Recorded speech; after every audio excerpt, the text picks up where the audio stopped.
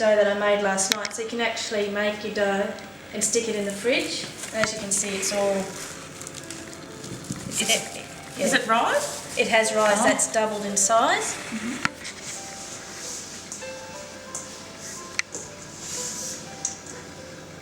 But how long? You don't really have to leave it that long. No, because the one we did before, you just leave in that cupboard for an hour. But so once again, just quickly, just so it's smooth.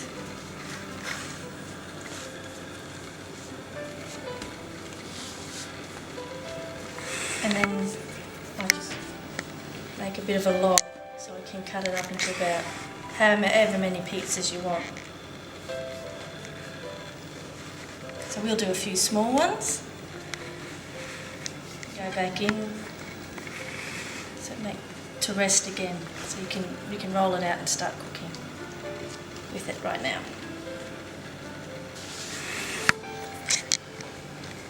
I'm going to make a small focaccia bread with the same pizza dough. Very simple. So just you don't even have to just stretch it out to how big. So you could use the whole batch if you wanted to make a really big one. So it can be round. So this is quite a small one. Just get some rosemary, sorry. Sprinkle some on top. I suppose you could put some olive oil on. You put some olives on it. You could actually even, when you're mixing your pizza dough, slice up olives and put it in then and make little olive bread rolls. Put a cracked salt on top, not too much. Make sure I like to stick it in. Push it in. Push it in. I'm going to use a small.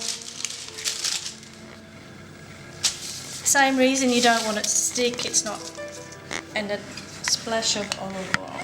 I don't know if I can do this. I've got one of those shape things.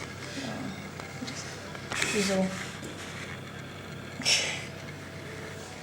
A big one of these will take about 20 minutes in your hot oven. Do you put any tomatoes in it? No, this is like a focaccia bread, so you'd cook it, then cut it in half. Yep. Like a bread roll. Yeah, like a bread roll. You can actually, if you want it to rise more, put it back into your cupboard. For about, I don't know, I've done it for about 40 minutes, 45 minutes. I think the thing is when you get it on a roll, you just keep... The good thing about the baking stone is that it's nice and thick, so it distributes the heat evenly from underneath, so you're cooking from below as well as on top. And we're going to put this little focaccia in the oven.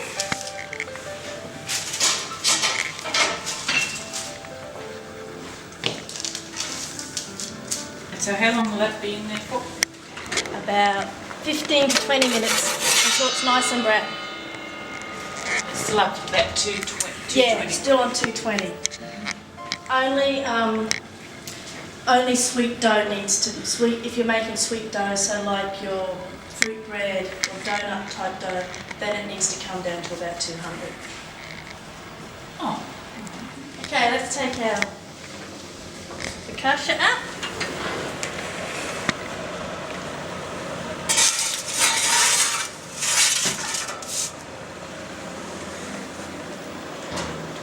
Oh, that looks cooked. It's cooked and it just needs to cool.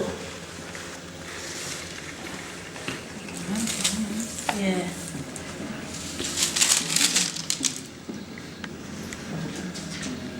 Soup.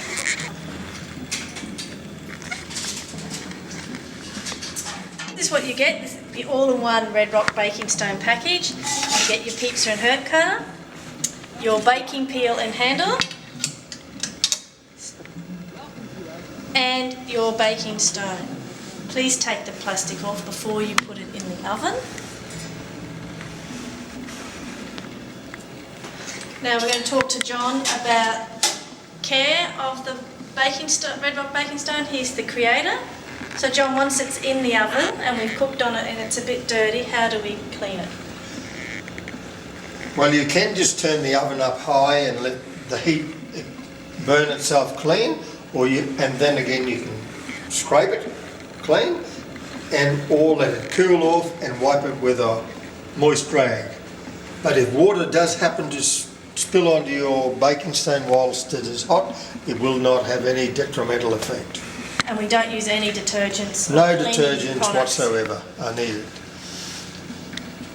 When you put your baking stone in the oven, or when you turn your oven on, what I actually do is I turn it on right at the beginning and leave it for at least 2 hours. On what, does it I matter? turn it right up to 250, and then just before I put the bread in, I'll turn it back down to about 220. So you need to warm up, you're actually trying to warm up the stone to get it nice and hot. And some people say that if you've got a smaller kitchen, you can turn up and warm up the whole kitchen so that the bread rises. Like if you've got a cupboard beside the oven, that's great to put your bread in.